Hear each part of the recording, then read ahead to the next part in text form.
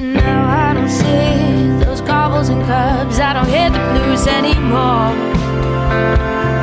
Rough Trade is giving away a third of the first 3 months of the Rough Trade Club plus new music membership exclusively to 101 Part-Time Jobs listeners. Become a member of Rough Trade Club New Music and you'll receive the Rough Trade Album of the Month straight to your door every month on exclusive vinyl pressing with exclusive bonus material. Club members have received exclusive pressings of albums from Sufjan Stevens, Sprints, The Last Dinner Party, Julie Byrne and Over Mono, just to name a few, this past year alone. Sign up using the promo code CLUB101POD and you'll get the Rough Trade Album of the Month, English Teacher's excellent debut album, This Could Be Texas, on exclusive Galaxy Gold for a third of the usual price. Here's English Teacher on a recent episode of 101. How many opportunities do you get to write a debut album and have all of this, sport behind us? I don't know, I really like the idea of holding the bar as being like classic songs. You only get one shot at a debut.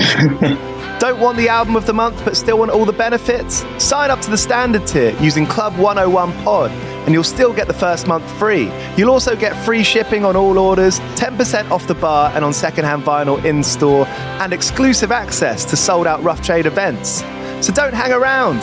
Go to roughtrade.com/club and sign up with the code CLUB101POD.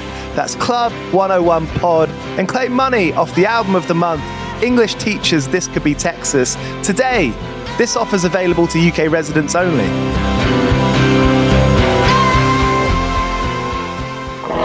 Do you play in bands? I did for the longest time. And I wish that I knew that DistroKid was a thing. I don't even think it existed back then. DistroKid makes music distribution fun and easy with unlimited uploads, and artists keep 100% of your royalties and earnings. 1 million plus artists rely on DistroKid to get their music on Spotify, Apple, YouTube, TikTok, Tidal, Instagram, and all the major streaming services. When you get DistroKid, you can see a DistroKid bank and withdraw your earnings. You get notified when you've earned royalties and you can withdraw via the app. And you can even check your streaming stats on Spotify and Apple. Get 30% off your first year on DistroKid by going to distrokid.com/VIP/101pod. 30% off for your first year. That's not bad. We know it's a tough world out there.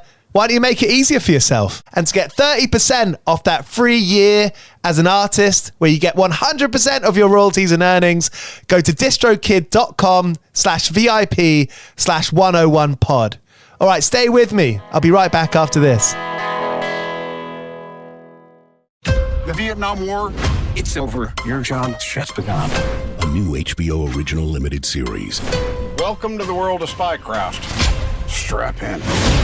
From executive producers Park Chan-wook and Robert Downey Jr. What are you concealing? Based on the Pulitzer Prize-winning novel by Viet Thanh Nguyen. What if I told you that I was a communist spy? How did you become this? The Sympathizer, streaming April 14th on Max. Subscription required. With the Lucky Land Slots, you can get lucky just about anywhere. This is your captain speaking. We've got clear runway and the weather's fine, but we're just going to circle up here a while and get lucky. No, nothing like that. It's just these cash prizes add up quick. So I suggest you sit back, keep your tray table upright, and start getting lucky. Play for free at LuckyLandSlots.com. Are you feeling lucky? No purchase necessary. Void where prohibited by law. 18 plus terms and conditions apply. See website for details.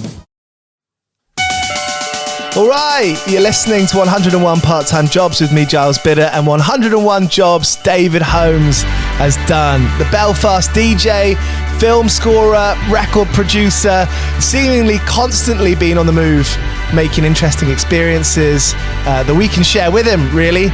Over such a long period of time, I feel inferior trying to explain everything he's done because the list is fucking long. So let's just get to that chat. I'm speaking to David because his new record with Raven Violet, Blind on a Galloping Horse, is out now on Heavenly Recordings. It's a great record. It goes to so many different places, has so many different characters, different mindsets, but as you hear later, they're all parts that make up David's mind, make up David's imagination, make up his real world. It's a record that really comes over you in a wash. I'm looking forward to spending more time listening to this in good headphones and on big speakers loud. Cheers for listening to 101 Part-Time Jobs. If you like this episode, please feel free to subscribe on Apple or Spotify, wherever you're listening to it, or leave a rating, leave a review, all that stuff. Does me a massive solid. At least twice a week, I'm doing this podcast, speaking to fascinating people. Thank you so much for joining me. 2000 Trees Festival in Cheltenham, just a few hours away from London, supports the show. They've just announced a mega lineup for next year. Next July, the Gaslight Anthem are headlining, Manchester Orchestra, Boston Manor, Gouge Away, great hardcore band from Florida, the Mysterines, Dune Rats. Tickets for 2000 Trees right now are the cheapest, and before the new year, you can buy a ticket and then get a full refund if you find out, like I do all the time, that you book something and can't actually go to it. 2000trees.co.uk to get your tickets to one of my favourite independent festivals in the UK. It's always a blast. Yeah, 2000trees.co.uk. Okay, before we get into this chat, I've got Rebecca from Ampolo here. Ampolo is the first all-in-one app connecting a global community of musicians and bringing an all-in-one place to practice, record, and collaborate. Until now, practicing has been kind of lonely. There's been technical barriers. These are all things that Ampolo is working to make your life better for. Isn't that right, Rebecca? What's going on over there? Hey, it's quite expensive getting yourself to a recording studio, to a practice room, taking your instruments there, hiring the room out, food, travel, everything that comes with that. You can now record and practice with each other from the comfort of your own home, and the audio quality is amazing. And you can look back at what you've done and what you look like. So it's a real great tool to sit alongside any musician from any level. Ampolo, get on it sooner than later. All right, here's my chat with Belfast DJ, composer, record producer, thinker, David Holmes. 101 part-time jobs. You know what? I am very good at working on a few different projects at the same time. Mm-hmm.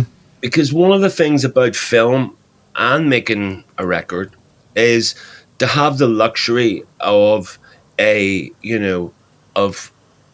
objectivity, being able to kind of like work on a film for a couple of days and then go and work on something else for a day and then come back to the film. So you're always getting space and your head's getting into something completely different. So when you do return, you can see you can see the woods from the trees. It's kind of like it just sort of clears your mind and helps you see things more objectively. And because sometimes you can get bogged down working on the same thing day in, day out. So I've always sort of over the last, 20 years, I've always been working on 2 or 3 things at a time. Because a lot of these things are kind of staggered. They're all kind of like deadline. They've all got a deadline. So as long as I'm in, I'm on time and, I'm happy, then I can sort of step out of that and step into something else. And it's a real benefit for every project I'm working on because it means that I'm just not sort of bogged down in the same world all the time. Yeah. But I really enjoy that. I imagine there's going to be that kind of overlap period where you have this deadline, say it's, September. The release is January, so by the time it's released and by the time things are coming out, you're on to the next thing.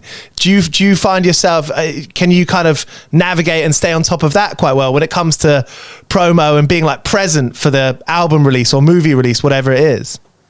You know what? I just kind of sort of take a day at a time. I'm not I have kind of learned how to live in the moment, and that is something that took me a long time to do. And once I was able there, I was much calmer, I was much more relaxed. And I just keep my eye on dates and stuff, and then, but when I've got my first, if I've got something that needs my attention due to a deadline, then that thing gets all of my attention, and then once I've completed that part of the project, then I can sort of step out of it. But I just feel my way through it, my life at the minute is pretty much this album, because I'd finished all my projects apart from the new Primal Scream album, which is getting mixed at the minute. So I had a TV series called The Woman in the Wall, for with Ruth Wilson. That, you know, so I was working on that, and then I was working on a film called Shoshana for Michael Winterbottom, about the beginning of the Zionist sort of movement in Israel, Palestine, in the 30s. But my album was already finished. So, and also Sinead O'Connor's new LP that I can't actually talk about, but that's finished. So now that all my projects are finished, I can actually just do press. But I'm always buying records, so I've taken the rest of the year off from recording, just so I can like listen to all the records that I've bought. And just, I've got a radio show that I do once a month for NTS, which it's a very selfish radio show, because I just do it for me. And, you know, I'm getting older, and, you know, you get older, you get lazier and stuff, you know, so it's great to have that show where I can actually just focus a couple of days of just pure kind of just listening, because I think that's really important, you know, as an artist to sort of like, you know, suck up all these different different records, different kinds of records, different styles. It's kind of enjoyable at the minute, apart from the fact that the world is ending. You know, watching what's happening in the Middle East just unfold is just fucking heartbreaking, terrifying. You know, wrong on every level. So it's just, yeah. So I've kind of just been like focusing on the record, like doing press, which is, there's been actually quite a lot on this album. You know, people they want to talk about it, you know. Yeah, Blind on a Galloping Horse. It's, you know, reading about, you know, the narratives and the storytelling from refugees and the accounts that are on the record, and Raven Violet. And I remember when If We Run Out of Love came on the radio, and I was like, fucking hell, what is this? You know, because it's like a soundtrack movie. Like, that tune really washes over us. And yeah, it feels like it's a very kind of broad, it's a really impactful sounding record. I'm trying to use a word that's not cliche or stereotypical. It's such a powerful record. Thank you. So lots of different characters in there. Yeah, well, like all the characters are me, really. I mean, there's nothing on there that doesn't represent my, you know, just my thoughts and feelings, and, you know, over the last sort of 7 or 8 years, you know, from Brexit right through COVID, watching our country, well, not my country, but I'm unfortunately still ruled by the British government, because I live in Northern Ireland. But watching the sheer magnitude of corruption, you know, unfold, has been quite astounding. And people running a government that are just so out of touch with its people, and you know, so that played a big part in the record. And also my own, it's like, that's why I'm saying to you, I'm pretty calm these days, because I sort of had my own battles with mental health. That was, I mean, it didn't affect me. My mental health didn't, you know, it didn't show itself. It was all in my mind, you know, so hence why it's called mental health. But I'm just, it was something that I got to grips with through psychedelic therapy, and now I'm just much more relaxed, but much more considered. You know what I mean? So taking care of that was a huge help in making me, I think, a better artist and a better music producer, you know, because I can, you know, very clearly see things where before I could see things, but there was also like a fog, you know. So once I cleared the fog, then my life became a lot better, you know, in terms of just living in my own mind, you know. So yeah, that's been a real catalyst to this record. but also being very, very aware of what's going on around me, which never happened. Like growing up, even I grew up in a fucking war zone. But when I was like 19, 20, I discovered acid house and ecstasy. The last thing I wanted to do was sort of address the troubles. I was too busy addressing this incredible new music that was coming out of Chicago and Detroit and London and Germany and, Italy and, all this just great music, and also this amazing drug when it actually is ecstasy. When it is, it was kind of profound experience. So I never really dealt with my own upbringing as a, 20 something. And then just as I've got older, and I think with the invention of technology, the internet, everybody having a camera on their phone, everything is so much more exposed. I think the world has always been insane and it's always been corrupt, but I think there's nowhere to hide now. And technology in itself is something that we're just dealing with on a day-to-day basis. It's still very new. In a sense, even though it's been, the internet, when did it kick off? Like the mid-90s or something, But yeah, that's the one thing that the world has now that it never had before. And that kind of information sharing, that instant sharing. Yeah, but also artificial intelligence, like where the fuck's that going to end up, What we do know is there's a lot of people in this world, not a lot, but, there are certain, I think the best way to put it is all the wrong people are in charge at the wrong time. And what we actually need is leaders that have empathy and care about just human beings. Absolutely. Rather than sort of like keeping the oil companies happy and keeping the billionaires happy. And, it's all, and I mean, that makes me sick, I mean, I'll always be working class till the day I die, even though I've built a good sort of, life for myself in terms of, I can work on what I want and stuff, I don't have any issues with that, but I'll always be working class because that's the way I was brought up. Like some of the happiest days of my life was when I had nothing, because when you like, I always consider myself to be really privileged because even though I grew up in a tiny terraced house with 9 brothers and sisters, my mum and dad, and a war happening outside, my mum, dad both working 3 jobs, it was a really happy time because I was loved, and I consider that to actually be a real privilege. And that means so much more.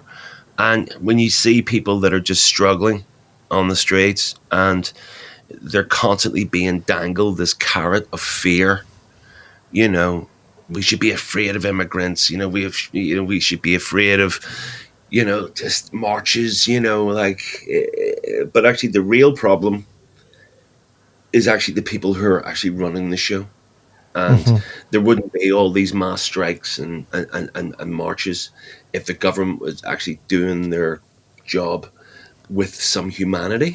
It benefits them that everyone at the bottom are fighting. If we're fighting with each other, they benefit.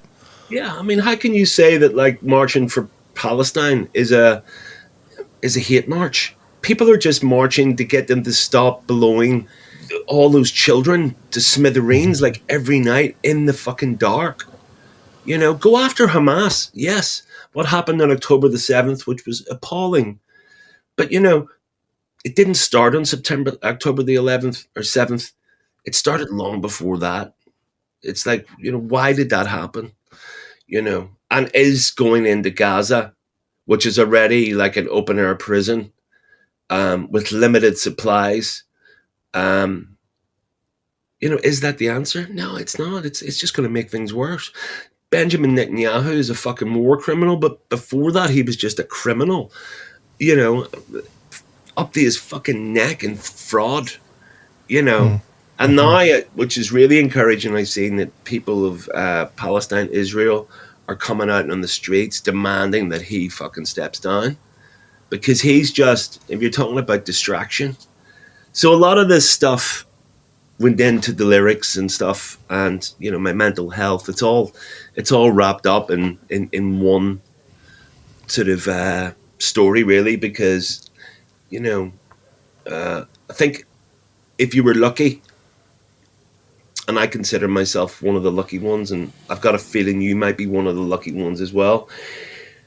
COVID, albeit a catastrophe, right? I mean, fuck, you wouldn't, you know, if you could go back and live life without COVID, you know, yes, I'd take it all day long.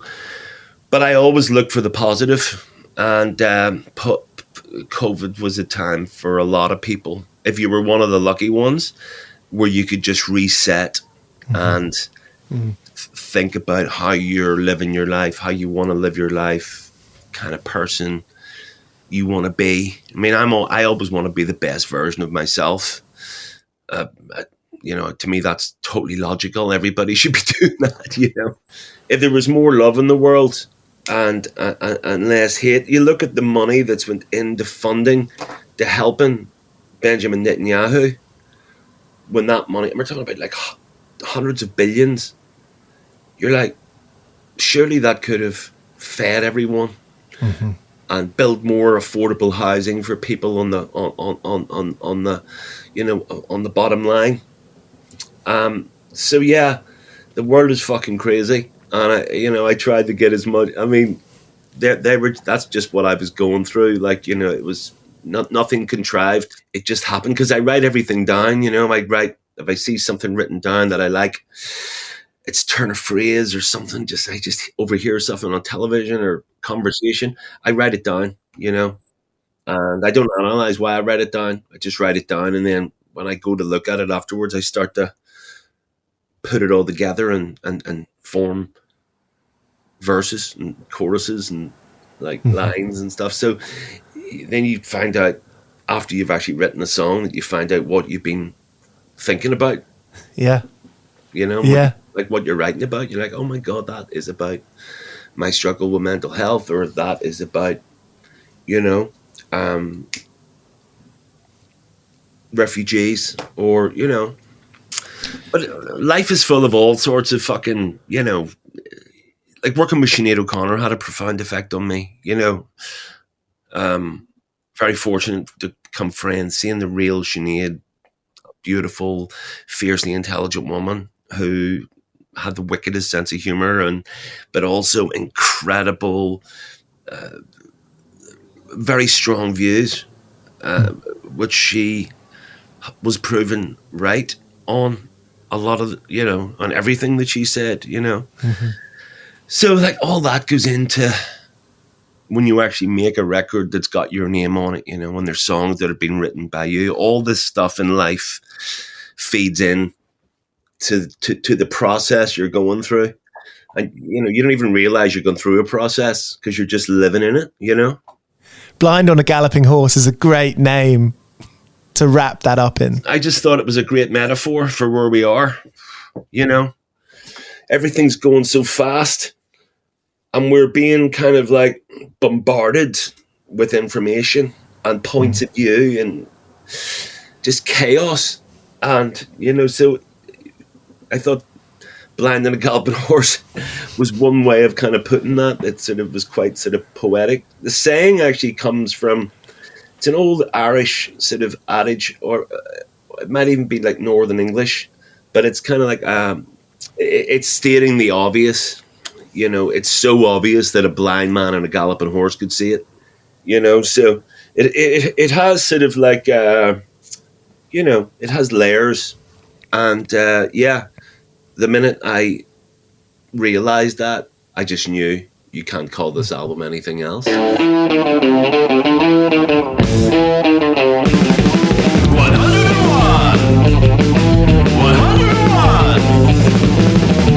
I mean, what you say about kind of, well, mental health and that kind of fog, when that fog clears, you're able to kind of see more, you know, obviously more clearly, and you can open yourself up to other sounds or experiences or things that are around you. I mean, in my mind, being a DJ and having, you know, being a DJ from such a young age, that element of all these things flying around, and every day is you're learning something new, you're hearing something new, you're exploring something new. I think it's just about being curious, and I'm consider myself to be very curious about a lot of things.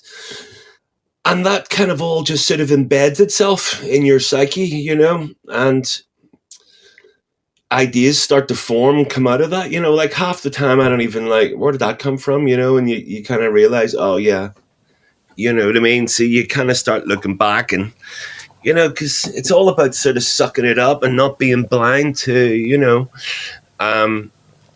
ideas and, possibilities and good people and, great art. And one of the epiphanies I had during COVID was deciding who I wanted to spend more time with and deciding who to spend less time with. Yeah. And once you cut that sort of toxicity out of your life and you just sort of surround yourself with good people, they don't have to be your best friend, but they're good people. They're good people. They're honest. They're not toxic. They're out on their own path, trying to do something for themselves. And I think that's a really healthy place for anyone to be, because life's too short without having sort of mindless nonsense, just gossip and fucking, bitching and I don't want it, I don't need it. Why do you? Why does anyone need it? But, it's that old Johnny Rotten line, a cheap holiday in other people's misery. It's like some people just like to hear that because it makes them feel better about their own lives. But that all kind of just stems from insecurity, rather than trying to, just be a better fucking human, be a better artist, be a bit more thoughtful, kinder, So that's the quest that I've been kind of on, with my mind, with my mental health, and a lot of realizations through actually making a breakthrough and being to live much more in the moment rather than, the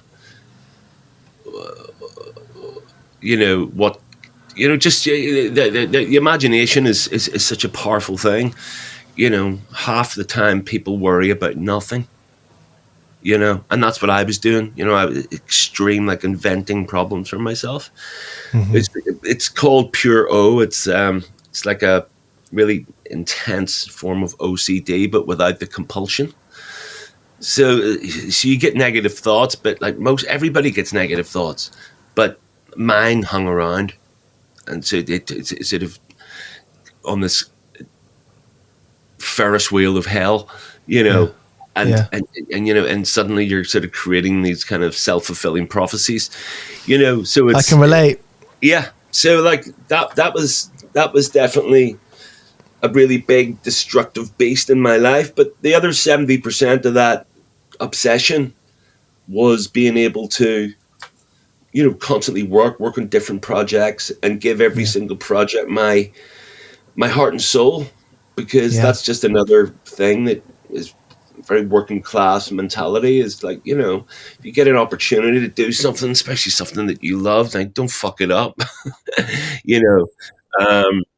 because, you have to be grateful rather than entitled, And there's a lot of entitled, ungrateful, privileged people in this world that just happen to be running the world.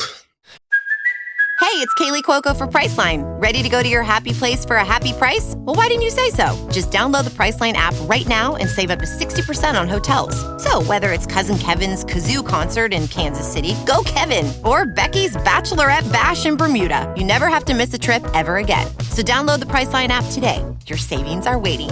Go to your happy place for a happy price.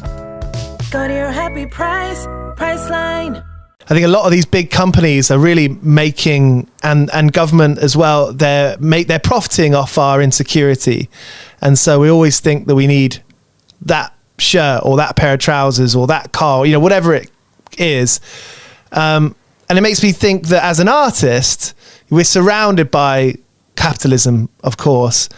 And so kind of art as commerce, that kind of thinking, has it been, I mean, talking about 101 part-time jobs, has one of those jobs for you, you know, across all the different types of work that you do, has one of those jobs been trying to stay pure and not even misled, but just making sure that you're looking inside of yourself rather than outwards and looking at what's expected of you, for example?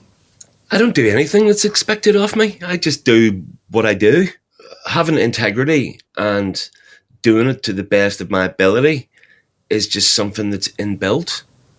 And because I have that obsessive nature, it kind of like, you know, you become as much of a perfectionist as you can be, because sometimes you gotta abandon work and just be happy. You know, like, look, it's fucking killer, like, leave it. And then, of course, you listen to it a year later and you go, oh, I should have turned that down. Right? Like, that doesn't exist. Sometimes you just got to sort of, like, abandon your work and just be, it's part of the journey, you know. I don't think about what other people are doing, you know, like, I admire it, I listen to it, but I'm very much on my own, you know, my own path, as it were. There's a track on this record written by the late Andrew Weatherall.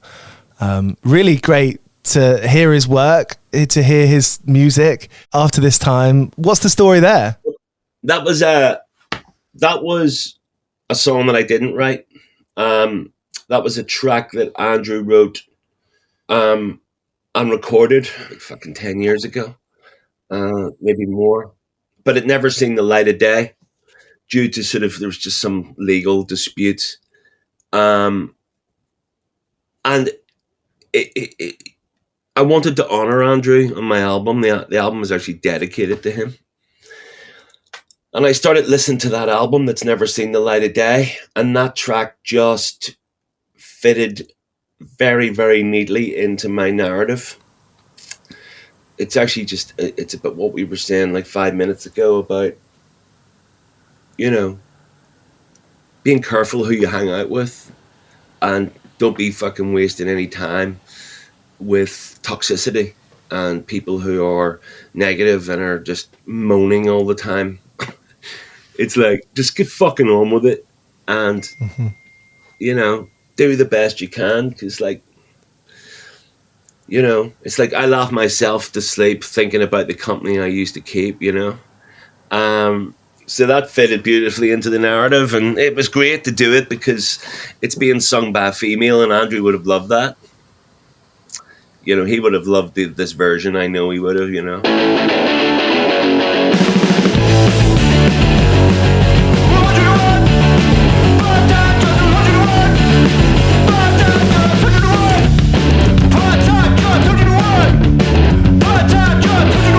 When you have, you know, these next few months off, you know, up until Christmas, where do you think you'll go to for for music and films? Where are your go-to places, and how do you watch and listen to stuff? Is it at home on the record player? You'll buy records and put it on and sit there? Yeah, well, I've got my own studio. You know, I'm like, as you can see, there's records everywhere. Yeah. Keyboards everywhere, guitars, fucking, you know. It's a toy shop for grown-ups. And, you know, so I sit in here and, I still buy loads of records. And then I'll actually sort of listen to them and digitize them at the same time. Okay. You know, so it's good because some of them will, you know, it's good to put a lot of the vinyl onto my phone. That's efficient. Yeah, and then I can just make playlists and then, you know, play that when I'm in the car or whatever, you know. So you have to sort of, like, if you're working on a bunch of projects, you sort of have to use your time very creatively because it's important to sort of to listen, you know. I mean, I just want the fucking hit. You know, music is a very emotional thing for me. So I'm kind of always just looking to hear that record and fucking go, wow, that's fucking amazing. Yeah. Yeah. You know? I mean, that connection that you feel when you hear that record. And I think one of the things I want to get across in this show is, you know, of course, we're speaking to artists and musicians that we're going to see on the screen or on stage. And I think the value of that is by hearing and connecting to think like, you know, we are all one. We are all the same. You know, it's about sharing knowledge. Mate, I come from planet Earth and I come from a place on planet Earth called Ireland. You know, and it's like, you know, like we're all fucking humans. You know, that's what saddens me and sickens me about these religious fucking wars. You know, I grew up in one, even though it's not about religion. Actually, it's about land. It's about identity. It's the country that you grew up in. In our case, invaded, you know, by sort of the old sort of British Empire, and here we are. And I've got millions of English friends who I love dearly, and it's not about English people. It's about, this is our country, right? And that's what's happening in Palestine right now, you know. So, but I also think that one blade of grass isn't worth the life of another human being. But unfortunately, people don't think like us. Otherwise, there'd be world peace and everybody would be fucking working and enjoying themselves. You know, you'd have humanity standing and telling the truth rather than some cunt just telling you what works for them politically. So there was David Holmes here on 101 Part-Time Jobs. His new album with Raven Violet, Blind on a Galloping Horse, is out now. Pick it up through Heavenly Recordings. And go look at the other records that are on Heavenly as well, because everything coming out on that label is fantastic. Cheers for listening. If you enjoyed this, make sure you subscribe, leave a review or a rating. That's really helpful for me to keep on getting great guests. And thank you so much. I'll be back next week with my 300th episode. That's going to be later on the week with Kurt Vile. But before then is Ben Gregory. All right, see you then.